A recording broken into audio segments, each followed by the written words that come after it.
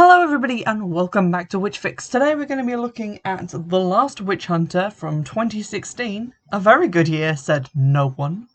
Um, I apologise if my plot summary makes even less sense than usual because I am experimenting with making my own iced coffee and may have accidentally just drank about 18 espressos worth and I feel like I can smell colours. It's bizarre, but there we go. I had actually seen this film prior to starting the podcast, or maybe just after I started it, because I then purchased a copy to rewatch and review and didn't get around to it for 2 years because I'm a professional. But today I sat down and watched it. This is a film that stars Vin Diesel. I have mixed feelings on Mr. Diesel because has anyone ever referred to him as Mr. Diesel? Because that just sounded weird coming out of my mouth. Anyway, because of an interview that he did back in, I think, 2016 for the Triple X movie, like the latest one, which was really sexist and very strange. Go look it up if you haven't seen it already, because wow. But yeah, my feelings about that aside, I do quite enjoy this movie, and that's mostly not because of the main character or really anything to do with him. It's generally to do with a lot of the vibe, the visuals, and the secondary character who is actually a witch. So let's just jump into the plot summary. So we're introduced to Vin Diesel back in the past. I'm not sure when, but 800 years before the present day of when this was filmed. So around that time. And everyone's sort of dressed in like furs and they have very eccentric looking beards. We're introduced to him as Calder, and he's there to hunt the Witch Queen, who is the cause behind a black plague which is currently ravaging the land. So he's there with a bunch of priests and other hunters who are there to destroy her and save everybody. We are told through some incidental dialogue that her heart must be destroyed to kill her. That will pretty much kill anything, but I think I get what they're meaning, but it's a little bizarrely phrased. Let's leave it at that. They go inside a giant tree, which is on the horizon. Picture the biggest tree you've ever seen. Now picture it differently and bigger. It's huge. The inside is full of a lot of candles and jawbones, which is definitely an evil vibe. The witch appears and she seems to be made out of tree roots. She's got some very kind of rooty looking hair and is just generally very grey and gnarled looking. We then see the group of hunters and priests being attacked by flies and also these poisonous thorns that when they stick you, you die and a load of flies come out of your body.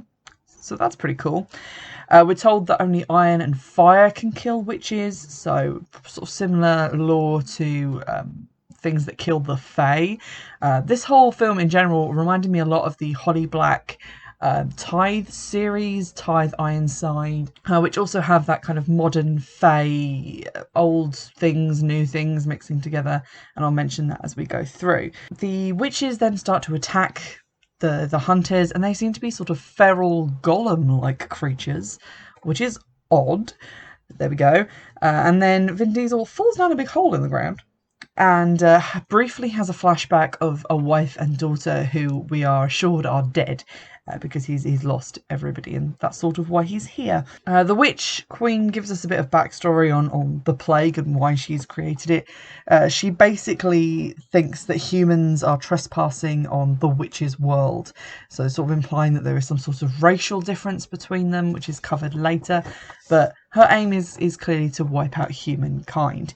She ties him down with some roots, but he sets those on fire. And then he stabs her. As everything bursts into fire around them, she grabs at his chest while being stabbed and says that they're both going to die. And he kind of welcomes death because he has nothing to live for. But she says that he will never know peace and he will never die. And she curses him with immortality, which normally I wouldn't call a curse. But in this instance, it's very clear that he wants peace, he wants to leave his life behind, and she's not going to allow that. She then crumbles into a pile of ashes, and you can't argue with a pile of ash. We then cut to the present, and we see a plane flying through a sort of storm cloudy sky. Calder is on board the plane, but obviously now dressed in modern attire.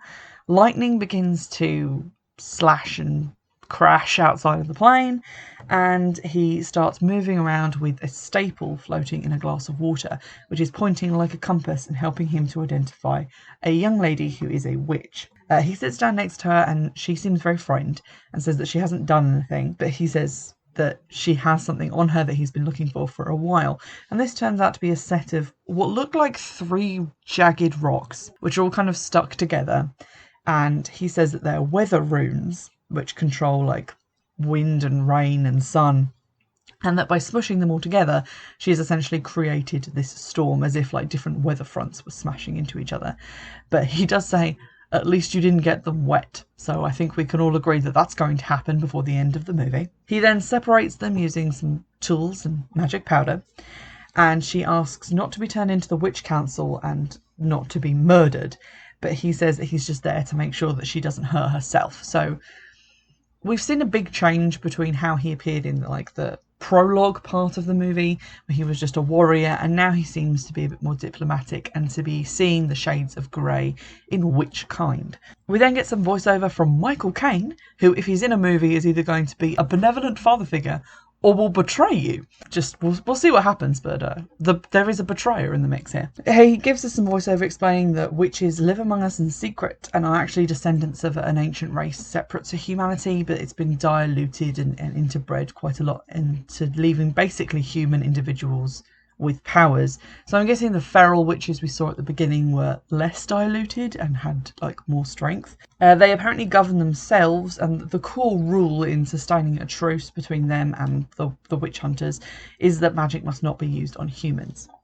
The witch hunters themselves are known as the Axe and Cross, and they seem to comprise of literally just Vin Diesel and a bunch of priests. Michael Caine himself has the job title of Dolan, which transfers from one person to another. He's basically a handler for Calder and also a record keeper of his many adventures over his like 800 years of life. This kind of reminded me of the Hellboy movie, like the original Hellboy movie, not the one that just got remade. Because in that, again, it was like a sort of supernatural being handled by a human, and the kind of unease came from the supernatural beings interacted with humans. It appears that Michael Caine, who I'm going to have to refer to as Michael Caine because there are 2 characters in this film called Dolan, and it's just going to get confusing, but Michael Caine is on the verge of retirement, and so Calder gives him a silver fountain pen thing as a gift. And they talk for a little bit about what Calder would do if he was retiring, but Calder basically has no life. He has no partners, no friends, nothing really outside of hunting. So obviously we've got the sort of the beginning of an arc here. We're introduced to Elijah Wood, who is a young priest who is going to be taking over the role of Dolan following Michael Caine's imminent retirement. And we learn that by everyone else in Axe and Cross, Calder is viewed as a weapon and not really as a person, and Michael Caine has been trying to look out for him and treat him more as a human being. So obviously he's keen for that to continue and for Calder not to be used as an object. We then see Elijah Wood being tailed by a big guy with a beard.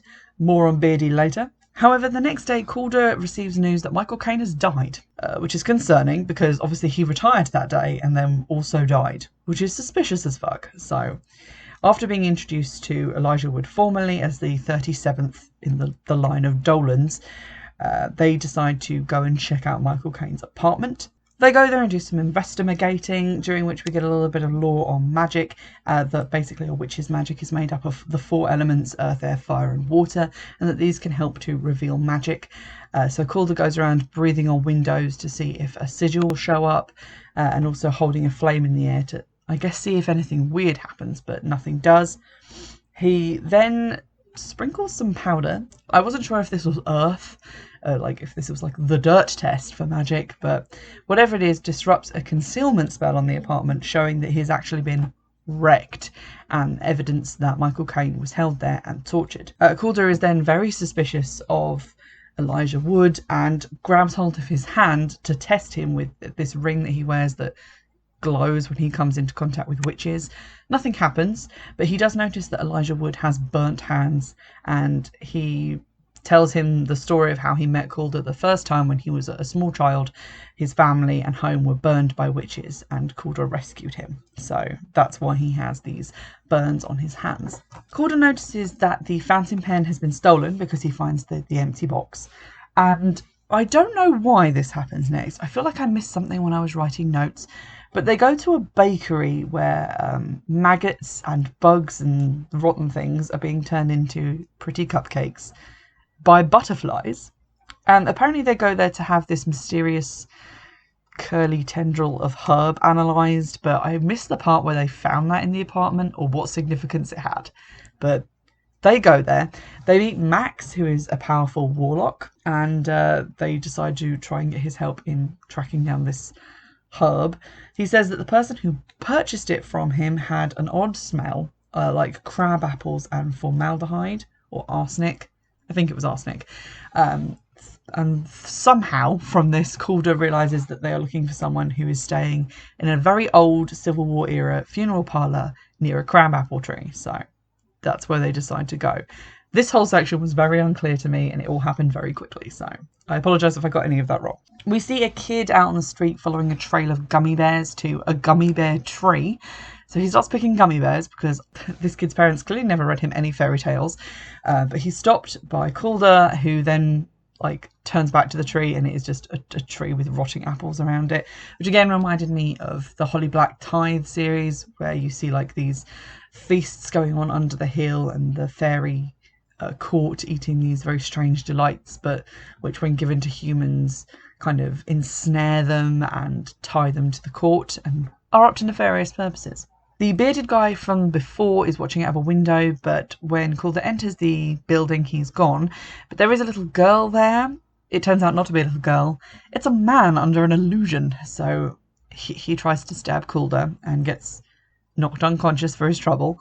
But the pen is discovered in his immediate vicinity. So clearly this guy had something to do with the death of Michael Caine. So he takes him back to the church to be prosecuted by the witch council, who appear to be in the church's basement. There we go.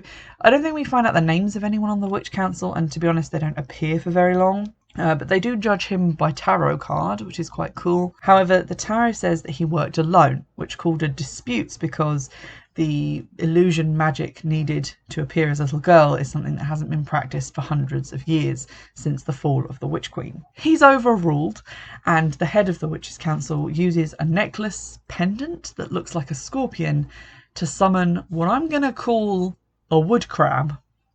It's like a giant crab thing made of wood. I guess it had a cool name in the movie, but I missed it. But the wood crab, which then takes Alec, who is the witch that they found at the scene, away to witch prison, which is not very cleverly named. They just name a lot of things by putting witch in front of it. So the witch council sends him to witch prison, or I guess he gets put in witch orange onesie and sentenced to witch community service. Unclear. Calder then goes to check up on Michael Caine's body, which, yep, it's still Michael Caine. But this is because he noticed a plague fly in the room the witches' council was in. And then he finds another one inside Michael Caine, which is just disgusting. But apparently this is something that they would put inside you to break your will and get you to tell them something. So it's like an interrogation tactic. And the result is that Michael Caine is cursed. And the only way to return him to the world of the living is to kill the witch who put the curse on him. And they only have about 2 days to do this before he's dead forever. So we've got a ticking clock here, gentlemen. It turns out that with the blood smears on his diary, Michael Caine has left a message for Calder, which is, remember your death. So Calder decides to go to a witch bar, because we're just putting witch on the front of everything, to get a memory potion so he can actually remember the moment at which he technically died and became immortal. The magic bar is the coolest place in the world, and it's kind of sad that we don't really get to spend a lot of time there. But we do meet the owner. She's a red-headed lady who's later revealed to be called Chloe, kind of circulating, handing out these drinks. There's a lot of glowing CGI stuff going along. It's sort of a cross between an apothecary and a really cool hipster bar. I love it. I would like my room to resemble it. We see Calder arrive, which makes the clientele immediately very nervous, to the extent that all of them leave, including Miranda, the barmaid. Chloe stays there, I guess maybe out of bravado, and he says that he wants to buy a memory potion from her. She keeps upping the price because she does not want to help him, but they have a little conversation, and apparently she decides that he's sincere when he says that he just wants to help a friend, and she agrees to make the potion. The potion making is really cool. It involves a lot of herbs being set on fire, and then a syringe full of like glowy, bluey green stuff, which she injects into a cocktail cherry, which he then eats. We then see some cool flashback scenes, like snow starts to fall inside the bar, and he is transported in memory back to the witch hunt prior to his death. He finds the witch and his own burned body, but then he is abruptly woken by the bearded guy, snapping him partially out of the memory spell, because obviously there's something that the other witches don't want him to remember or have access to the information held within that memory. Because then Beardy starts wrecking the bar to prevent Chloe performing another memory spell. And while Calder tries to fight him, he gets like disassociated again back into the memory, so he's kind of unable to fight. Chloe starts grabbing magic powders, and when she goes to blow it in Calder's face, he initially attacks her thinking that she's like the witch queen of his imaginings. But eventually he does snap out of it and try to subdue Beardy. Unfortunately, Beardy is sort of ahead of the game because some tree roots appear and start like pulling him down through the floor as like, I guess, an escape route. And Calder only manages to get a handful of his jacket instead. Now, these roots apparently just took Beardy outside, because in the next scene, he is in the street outside. And this just seems like a waste of route travel. I guess I'm not auditing these people, but it does seem like a waste. Chloe is pissed off at Calder for burning her place of business to the ground, even though technically it's not really his fault. But she runs off and is seen by Beardy outside, so obviously he's going to go after her because she can still make memory potions, which is bad. She goes home and decides to get drunk because her place of business has recently been burnt to the ground. And she's then, unfortunately, stalked by exploding light bulbs, and then the roots come and grab her and try and take her to, I guess, some sort of subterranean witch HQ. It's never discussed where she's gone, but a root place full of roots. She does some screaming and gets pulled out of there by Calder somehow and wakes up at his apartment. We never find out how she got there or where he intercepted her in the world of roots, but sure, she's at his apartment now. They identify Beardy as a guy called Belial, and Chloe confronts Calder and Elijah Wood about the destruction of her bar and how she's still annoyed at them. So essentially at this point she's Misty from the first episode of Pokemon, and she just wants her bike back. She does, however, agree to help Calder in exchange for protection from the forces that are clearly after her too. And Calder hands over the scrap of coat to Elijah Wood to identify the red substance which is on it. Chloe decides to take him to her barmaid Miranda's house because Miranda also grows herbs and may be able to help them. But when they get there, the plant is gone and Miranda has been murdered. So that's very sad. Calder comforts Chloe and they share a little bit of sort of intimacy, a little bit of talking about how he is misunderstood by the witch community and also witches have been misunderstood by humankind. They're bonding, it's lovely. They then go to a sort of fashion show where a load of like beautiful women are getting done up in these very fairy-esque floral costumes made out of like flowers and leaves and twigs and stuff. It's very artsy. But in the mirrors their faces are distorted, so they appear to be magical creatures of some kind, maybe witches, unclear. They meet with a woman whose name I did not catch, so I'm going to call her Denise. And she has a hookah, which she's just smoking in her room, and she promises to give them the plant, which is then handed over to Chloe, but she has put some sort of weird herb into the smouldering charcoals of this hookah pipe, and this renders Vin Diesel somehow paralysed as he's transported back to memories of his wife and child. Fortunately, Chloe is able to penetrate into these visions and convince him to wake up, at which point he kicks ass and manages to subdue all the witches who were trying to, I guess, carry him away to a secondary killing location. Unclear why they didn't just kill him straight away, but there we go. I mean, I realise that he's like meant to be immortal, but has anyone tried cutting his head off and then just taking it somewhere else? Because I bet you could. Once they have subdued Denise and are threatening a tiny crystal that she wears in a necklace around her neck, she reveals that Belial has been collecting burial dirt, which is the red substance on his clothing, and that she used a teeny bit of it to incapacitate Calder, but that Belial has the majority of it and is using it for some reason. Chloe then crushes the crystal, and this reveals that Denise is actually like 1,000 years old because her face crumbles into dust and falls off, which is mildly amusing. Following this whole memory incident, Chloe reveals that she's actually something called a Dreamwalker, which is apparently meant to be like a dark magic talent, much like Parseltongue, and that she's always hidden it because it's viewed as being this evil thing. And we later find out that the Witch Queen's greatest assassins were Dreamwalkers because they can just get inside your mind, and if you die in your mind, you die in real life, much like the Matrix. Calder, however, doesn't seem to think that she's evil, and he then says that she needs to use her talent to help him recover his memory, because she's a Dreamwalker, she doesn't need a memory potion, so they can stop looking for this plant now. They are finally able to complete the memory recovery process, and they find out that when his burned body was discovered by the first Dolan, who I think is just a priest called Dolan, which is weird, and the rest of the witch hunters, they realise that he's still alive, but when they try and destroy the witch's heart, he feels pain. So they realise that he is tied to that heart, and that as long as it exists, he is immortal. But also, as long as it exists, the Witch Queen can be brought back, which is the Witch Queen's evil plan. And that's why they tortured Michael Caine, was to find out where the order of the, what did I call it before? The hammer and the sword? The iron and the cross? The priest guys are hiding the heart.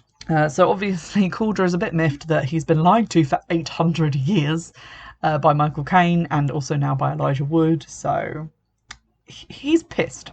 Meanwhile, Max, the super powerful sorcerer who owned that cake shop, because I don't know why, is sacrificed at a large tree. Unclear if this is meant to be the big tree, but if it is, it's a lot smaller now, in order to bring the witch back. Calder confronts Elijah Wood over the truth and about how they didn't destroy the heart when they should have done, but nothing really comes of that except everyone getting annoyed. Calder then goes to confront the witches at the tree where the Witch Queen is being resurrected. No idea how he knew to go there. The film does kind of gloss over that. Maybe he followed the beardy guy there. Unclear. But he sees Max there sort of half buried in roots, and they converse via Max for a while before the witch controlling his body pulls something out of Calder's chest, I guess just energy, and says that he wasn't cursed with immortality, he was just carrying her immortality for her to reclaim at a later date. Calder is then revealed to be mortal again, because obviously she's had her immortality back now. I guess it's on a timeshare basis. He does get impaled by a little bit of rebar, but just through the shoulder, and he walks that off like it's nothing, so that doesn't really matter. But the Witch Queen then vanishes, so clearly she's gone off to conduct her evil scheme, which is probably going to be the evil scheme she was doing before, because the villains in these movies are never really inventive, and they always try and do the same thing multiple times. Calder then returns home. Michael Caine wakes up because during the altercation with the Witch Queen, he did manage to kill Beardy, so Michael Caine can now have a speaking role in this film again. They talk a little bit about what the Witch Queen's plan is probably going to be, and that is the same plan she had before, that she will use the witch prison, which is where they've been putting all the witches who are bad, like in the same place, because that's clever, in order to power her attempts to start a new plague on humanity. And Calder mentions that she has formed the perfect coven, because, you know, they put all the people who hate witch hunters in the same place, so I don't know what they were expecting. Calder then gets tooled up, and Chloe gets a tiny knife, and she says just because she's a witch doesn't mean she can't hunt witches, which I respect. I love Chloe, she's cool. They meet up then with Elijah Wood, who's wearing a white turtleneck, the least practical item of clothing to wear to an underground adventure against evil. They do go to the church together and find that a new plague tree is growing in it, and that it has these weird hives all over it, which are full of plague flies, and that once all the witch's power has gone into them, the flies will erupt out of this tree and end mankind, I guess. So we've upped the stakes. They go down into the prison and find that all of the witches who were there have been kind of frozen in stasis, but are chanting, which is what's lending their power to the flies. So Calder says they need to find the weak link, which is of course Alec, because he's the only witch we've previously been introduced to. And he then says that Chloe needs to enter Alec's mind to kill him in his mind, disrupt the chanting, and stop the plague flies from being released. So while she's doing that, he goes off to fight the wood crab, which is not happy that they are taking prisoners out of the prison. So he fights that, and she goes into Alec's brain. Elijah Wood is left to watch over Chloe while Calder goes looking for the Witch Queen. She does manage to kill Alec inside his mind, and the chanting does stop. The hives of flies. Do flies even live in hives? Where do they live? Do they live nowhere? Are they nomadic? I have so many questions about flies. Anywho, I should stop making my own coffee.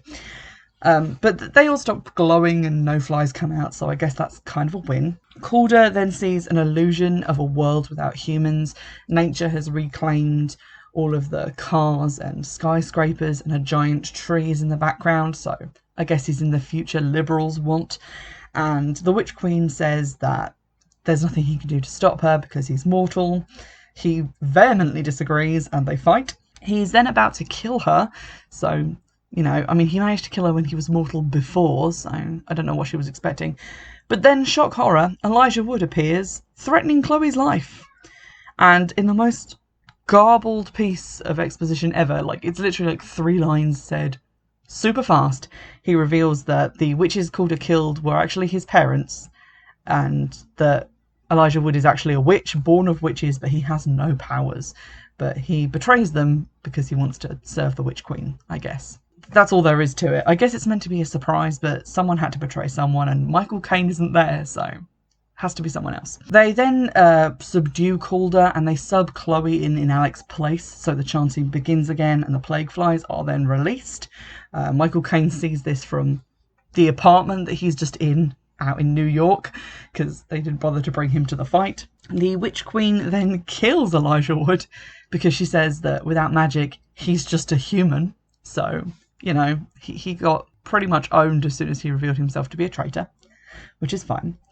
Calder is at this point very near death, but he sees, you know, the usual trademarked family coming to tell him that it's okay and he needs to carry on with his destiny vision. And then he gets up, seemingly not bothered that Elijah Wood shot him a couple of times, and goes on fighting the witch. He smushes the weather runes from the beginning of the movie together and drops them in a puddle. So now they're wet. And they do the same thing that they did before, so I guess it's no big deal if they get wet. But they make a big storm inside the cave, and he manages to kill the Witch Queen. The flies all die in the air and just fall on New York like black snow, which I feel like creates even more of a health risk, because now there's just... plague flies everywhere. Someone's going to have to clean that up. Anywho, Calder wakes up on the ground after stabbing the Witch Queen and realises that all of his injuries have been healed. Not that they were holding him back anyway, because, you know, he'd been stabbed and shot a bunch and he was still walking around. He realises this is because the witch's heart is still alive, and he uncovers it in the pile of her ashes. He's about to kill it, but then Chloe says that he can't take the risk that this will kill him as well, because when she was in the shadows she saw that there are worse things than the Witch Queen, all of which are waiting for him to be dead so that they can come out and, you know, have a go at humanity. So she's very against him killing himself via stabbing the witch heart. She also promises to help him and that he won't be alone now, which seems to sway things in her favour. We then cut to Calder sitting with Michael Caine on a bench outside the church, which I'm hoping they fumigated.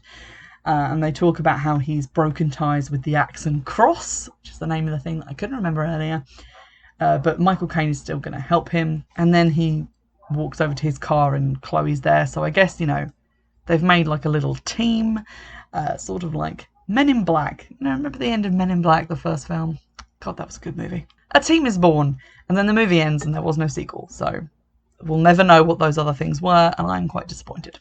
I do like this movie. It does fall into that weird category of like fantasy action adventure, which I quite like films in that category, like the original Mummy films, Brendan Fraser, things like that. They tend to have like some cool, spooky, supernatural stuff in them, but also a bunch of like quips, and because they're Hollywood movies, the acting tends to be really good, and the effects obviously are pretty big budget, so it's got that going for it. I do like Chloe's character and her powers. I kind of wish we'd seen her do more magic, because we get to see her preparing the memory potion, we see her in the bar, we see her kind of entering people's memories, but it's just her touching people, so it's not that magical.